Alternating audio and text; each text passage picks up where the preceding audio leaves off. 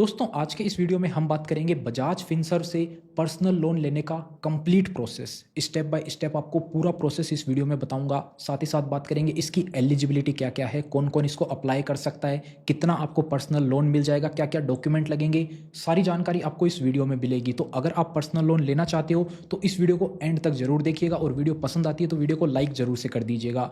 तो सबसे पहले आपको वीडियो के डिस्क्रिप्शन में बजाज फिनसर्व की वेबसाइट का लिंक मिल जाएगा, उस पर क्लिक करके आपको इस वेबसाइट पे आ जाना है। जैसा कि आप देखेंगे 55 लाख रुपए तक का लोन आपको मिल सकता है यहाँ से। कुछ पॉइंट की बात करें, कोई भी हिडन चार्जेस नहीं है, कोई भी कोलेटरल रिक्वायर्ड नहीं है, यानी कि जो भी चार्जेस है वो आपको ट्रांसपेरेंट तरीके से सब कुछ पहले ही बता दिया जाएगा। अप टू 96 मंथ तक का आप लोन ले सकते हो, यानी कि 8 साल तक का आपको लोन यहाँ पर मिल जाएगा।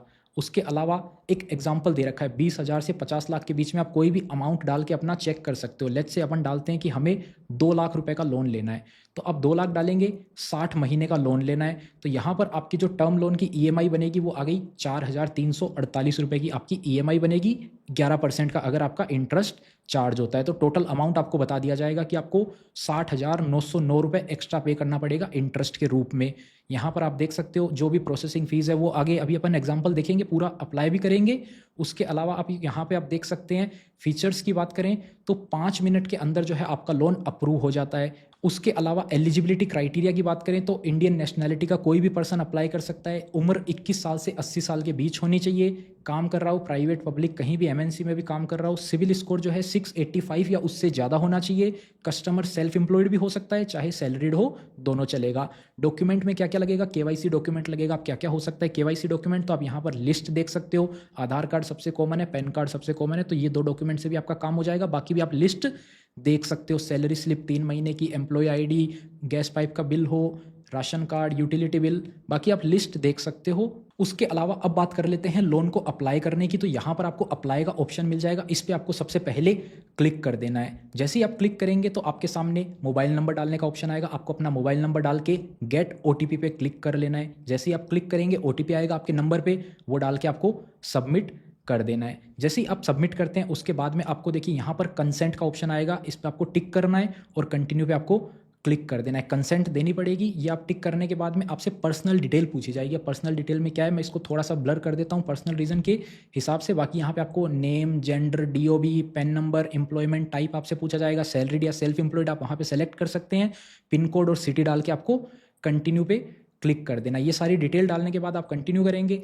उसके बाद में आपसे यहाँ पर पूछा जाएगा इनकम वेरिफिकेशन के लिए। अब इनकम वेरिफिकेशन के लिए आपको क्या है कि इस पेज पे आपको कुछ नहीं करना है, केवल आपको कंटिन्यू करना है, लेकिन उसके लिए आपको बैंक की परमिशन देनी पड़ेगी। उसके लिए आपको कंटिन्यू करेंगे तो सबसे पहले आपको बैंक अकाउंट सेलेक्ट करना है जहाँ पे आपकी सैलरी आती है। वो सेलेक्ट करने के बाद में आपको कंटिन्यू करना है। वो बैंक सेलेक्ट करने के बाद आप देखिए यहाँ पर आपको कंसेंट देनी पड़ेगी। आप कंसेंट देंगे, उसके बाद में आपके बैंक अकाउंट पे ओटीपी जाएगा, वो ओटीपी आपको डालना है।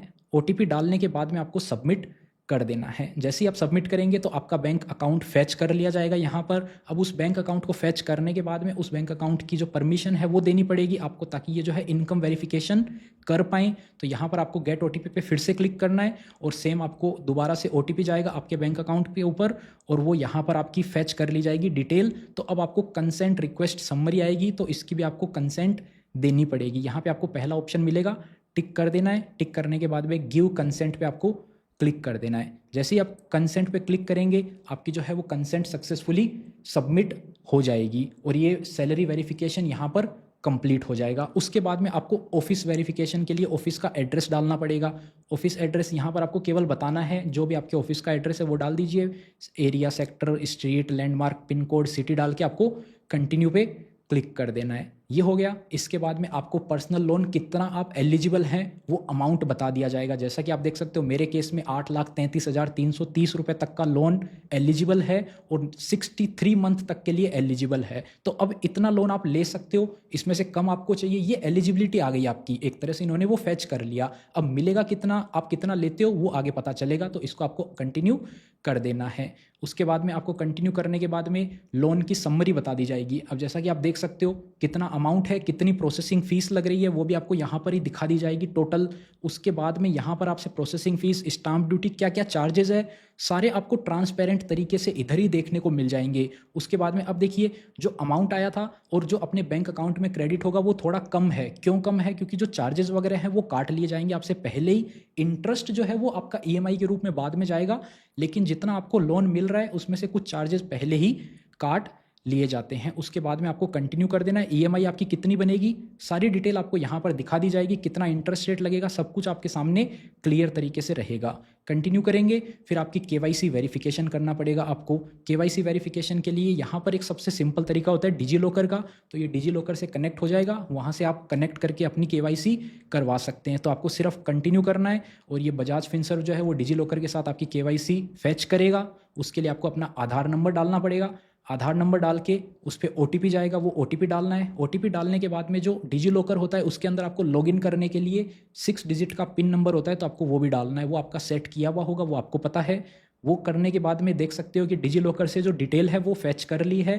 क्या क्या डिजी लॉकर से ये डिटेल ले रहे हैं वो आपके सामने यहाँ पर टिक होया हुआ मिलेगा और आपको सिंपली यहाँ पे अलाउ पे क्लिक कर देना है। जैसे ही आप अलाउ पे क्लिक करेंगे केवाईसी वेरिफिकेशन जो है वो कंप्लीट हो जाएगा। इधर आपका केवल एक नाम आएगा फैमिली का, जो वहाँ पर आपको फुल नेम डालना है, किसी का भी आप डाल सकते हैं, फादर मदर स्पाउस रेफरेंस के लिए वो डालेंगे। और वो आपका क्या लगता है नीचे आपको सेलेक्ट कर देना है, फादर है तो फादर का डाल देना है, मदर है तो मदर, स्पाउस है तो वो डाल के आपको कंटिन्यू पे क्लिक कर देना है। और यहाँ से आपकी जो केवाईसी वेरिफिकेशन है वो सक्सेसफुल कंप्लीट हो जाता है।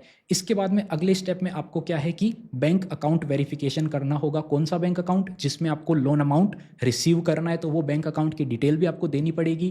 तो यहाँ पर आप देखेंगे पेनी ड्रॉप कन्फर्मेशन बोलते हैं इसको, कि आपके बैंक अकाउंट में 1 रुपया डाल करके वो चेक करेंगे कि वो बैंक अकाउंट आपका ही है ना, सब कुछ क्लियर तो है ना। तो आपको यहाँ पर ऐड बैंक अकाउंट में कर देना है। अकाउंट होल्डर का नाम डालना है, आईएफएससी कोड डालना है, अकाउंट का नंबर डाल देना है, बैंक अकाउंट नंबर जो भी है। उसके बाद में सेविंग अकाउंट है तो सेविंग पे आपको टैप करके कंटिन्यू कर देना है। और जैसे ही आप इसको कंटिन्यू करेंगे यहाँ पर 10 सेकंड का ये टाइम लेगा और 10 सेकंड के अंदर अंदर आपका बैंक अकाउंट भी जो है वो सक्सेसफुली वेरीफाई हो जाएगा। और यहीं पे आपका जो है एप्लीकेशन भी लोन का सक्सेसफुल सबमिट हो जाएगा।